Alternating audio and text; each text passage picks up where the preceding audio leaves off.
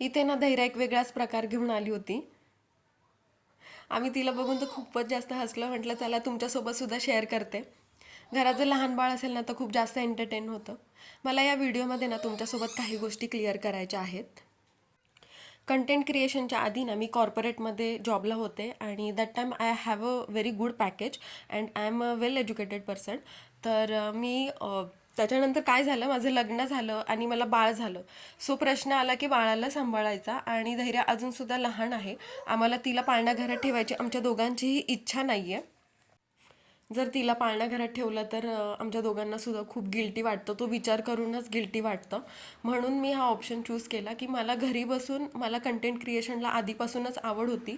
So मी start केलं आणि video बनवताना मला खूप आनंद वाटतो. आय एम ओनली एक्सपेक्टिंग दिस की हा व्हिडिओ थ्रू कोणाला तरी एक पॉझिटिव्ह मेसेज जावा किंवा कोणाला तरी माझ्या रोजच्या गप्पा ऐकून चांगलं वाटावं. बस हे जरी झालं तरी मला या व्हिडिओमधून समाधानच वाटेल. हेच माझा एक उद्देश आहे या व्हिडिओच्या मागचा. तर बरेच लोक मला असं म्हणतात की तू एवढी चांगली शिकलेली आहेस, you have a very good experience आणि तू हे काय करतेयस, व्हिडिओ कशाला करतेय, कॉर्पोरेट जॉईन कर. तर याच्या मागे ना मला असं वाटतं की कॉर्पोरेट जॉईन करायला काही हरकत नाही आहे, पण परत प्रश्न माझ्या बाळाचाच उरतो आणि ते सगळं सोडलं तर मला या व्हिडिओ करण्यामागून खूप आनंद मिळतो.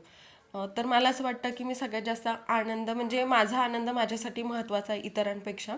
आणि बरेच लोक मला जजसुद्धा करतात की हे एवढी शिकूनसुद्धा अशी करते आणि ह्या गोष्टी माझ्या कानावर आल्या होत्या. सो मी म्हटलं की चला क्लिअरच करूया हे. तर असं नाही आहे की एखादी बाई जर घरी बसली आहे आणि व्हिडिओ करते तर ती वेली आहे, तिच्याकडे काही काम नाही आहे, ती उगाचच विनाकारण व्हिडिओ काढते आणि सगळ्यांना दाखवते. तर ह्याच्यामागे असं काही नाही आहे. हे व्हिडिओ करण्यामागे पण खूप सारी मेहनत असते.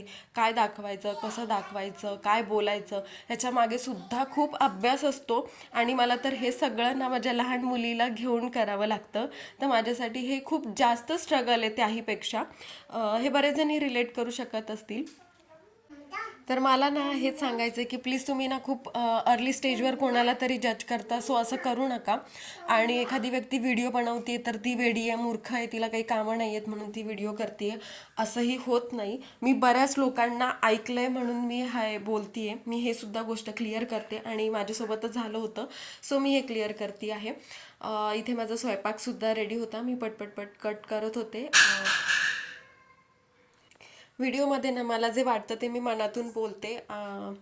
मी जास्त काही विचार करत नाही या गोष्टीचा. मला ज्या गोष्टी क्लिअर करायच्या होत्या त्या मी केल्या.